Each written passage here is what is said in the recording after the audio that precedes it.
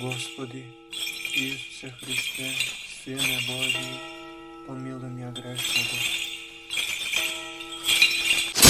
Во името на Отца и Сина и Светиот Дух. Амин.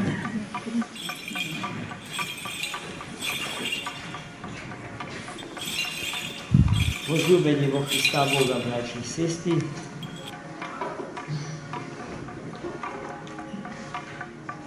денешното Свето Евангелие, како и секое друго евангелско четиво, содржи ништо го допират нашето секојдневие, но преку нашето секојдневие се дава одговор на неколку, на едно мощне, битно прашање, кога станува збор за нашата литургиска култура, за нашата црквеност, за нашиот редовен литургиски живот. Многу браќа и сестри се крстени со вода и дух. Веќе скоро и да нема некрстени, слава на Бога. Црковните книги се подебели од запишани имиња на крстени души. Но тоа што го гледаме во литургиската пракса и литургискиот живот на Светата Црква Божја не соодветствува со она што го читаме во запишаните книги. Еден сосема малечок процент од крстените со вода и Дух Свети имаат каков годен литургиски живот, а понајмалку не редовен литургиски живот. И кога разговарате со тие браќи и сестри наши, па добро, зошто не доаѓате на литургија? Ако сте православни луѓе, зошто не доаѓате? Нивен најчест одговор е дека немаат време. Немам време. За да немате време да доаѓате и да живеете со Христа во литургискиот живот на црквата, значи вашето православие да е последната работа во вашиот живот. Се друго во вашиот живот е поважно од тоа. И во таа смисла наше денес читаното Свето Евангелие не се очува со таа горка вистина за нас. Недисциплинираните православни верници. Во денешното евангелско четиво Христос на апостолите им се обраќа повторно со јазикот на параболата, преку една приказка за еден богат господар кој што решил да приреди вечера за сите своји пријатели.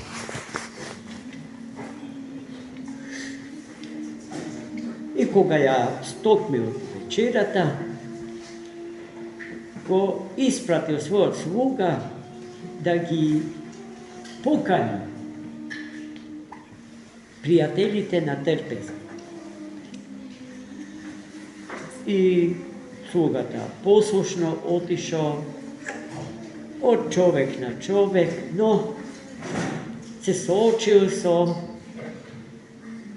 одговори кои што на господарот воопшто нема да му се допадне. Првиот од поканетите рекол дека купил нива, а сега нивата е негова грижа, грижајќи се за нивата, нема време да дојде на свечената вечера. Вториот рекол дека купил 5 дзевгари волови и сака да ги проба. И нему петте земгари во овие биле побитни од светата литургиска трпеза. Те молам извини ме, и првиот, и вториот. Третиот се правдал со тоа што се оженил. Бракот му станал пречка да дојде на свечената трпеза.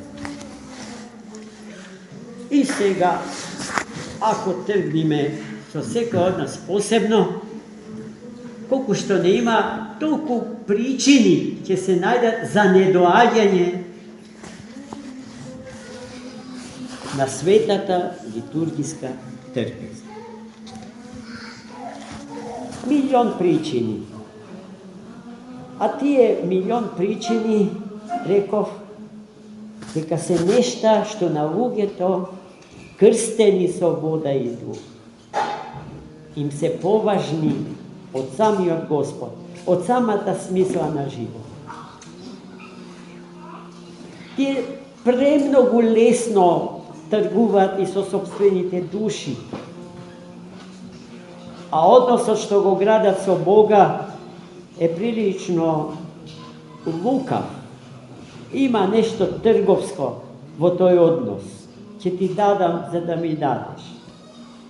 Една илјадарка во сребрената рака од Христос, ама за тоа ти, Господи, ќе ми дадеш се што ќе посакам во тој момент. Се што ми треба, ако те има. А ќе те има ако ме послушаш, ако ми го дадеш тоа што го барам од тебе. Доколку не се случи тоа, тогаш Богу ќе бараме други решенија во животот, други богови, други предмети, други патишта, други излези. И се разбира, сето тоа води во еден апсолутен безизлез во живот.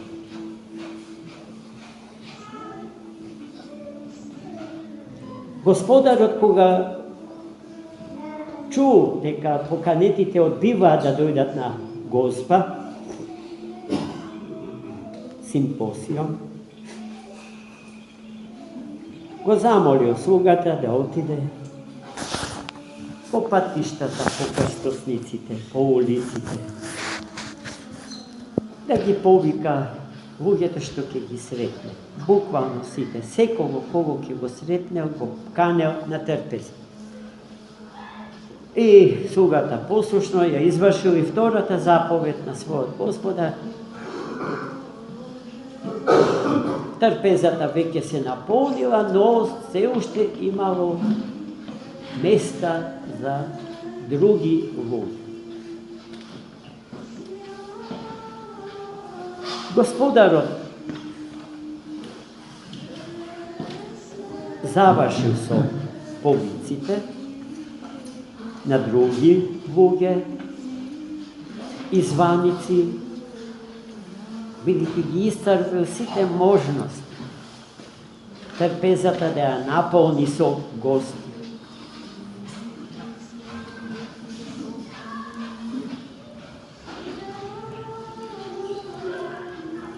Но тој неговите последни зборови се многу значајни за нас. Во нив тој недвосмислено не соочува со вистината, дека сите се поканети, како што истото се случи и во приказката. Буквално сите беа поканети, но малцина беа избрани. Вие веќе символиката на оваа евангелска приказка целосно ја разбра. Господарот е самиот наш животодавец и спасител. Трпезата е светата евхаристиска трпеза, на која што самиот тој ни се дава како храна небеска. А поканетите се сите луѓе на планетава Земја, повикани да заседнат на таа света трпеза и да се нахранат со лебот небесен и да се напојат со водата жива.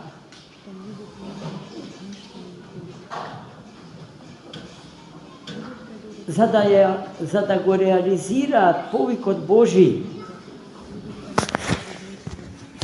да се патува низ времето и просторот на овој свет, имајќи ја пред себе целта на тоа патување, безвременото време на идниот век и безпросторниот простор на идниот век, векот на царството на троичниот Бог.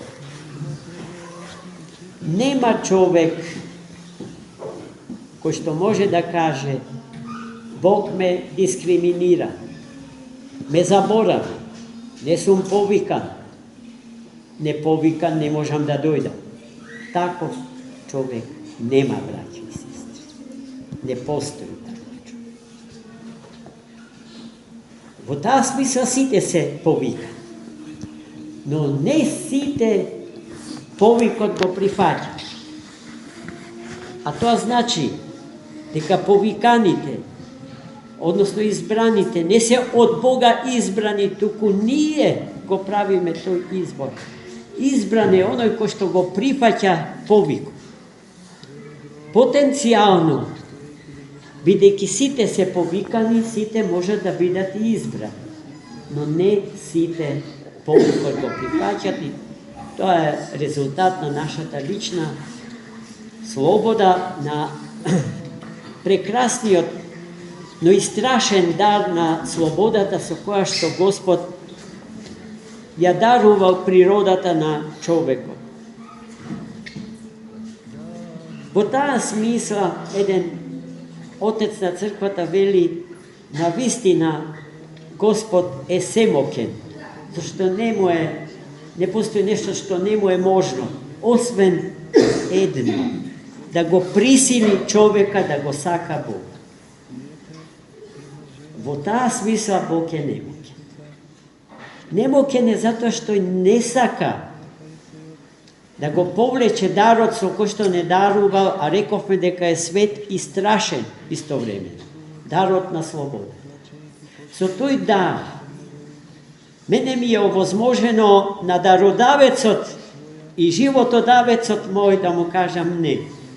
Те нема, не постоиш. Ако те има, ме разбирате.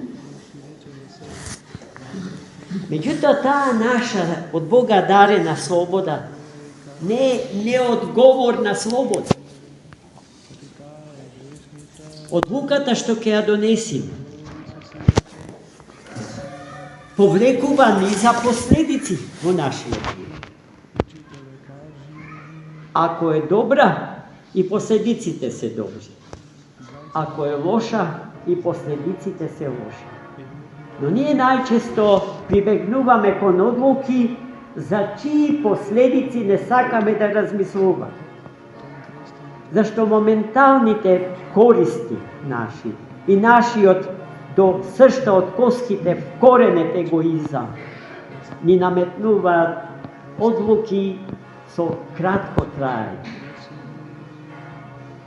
Со траење од еден здив. А се она што ни дарува со вечен и несмртен живот. И не само нас, туку и светов во кој што живееме, бидејќи спасението на светов зависи од спасението на човекот, го занемарува. Оваа тема е бескрајна тема, се разбира. Јас не сакам во оваа беседа да ве изморам со сите можни опции што може да се кажат на оваа тема. Но сметам дека е доволно кажано за сите ние, откако ќе му се вратиме на светот, од светов Божи, во кој што сега се наоѓаме, ќе размислуваме на оваа тема. Ќе се преиспитуваме себе си. Не другите, браќи и сестри, не другите околу нас, туку секој себе си, размислувајќи конечно екстремно одговорно за последиците на сите наши животни одлуки од судбинско значење за нас, за нашите семејства, за нашава држава и за нашиот народ. Амин. Амин.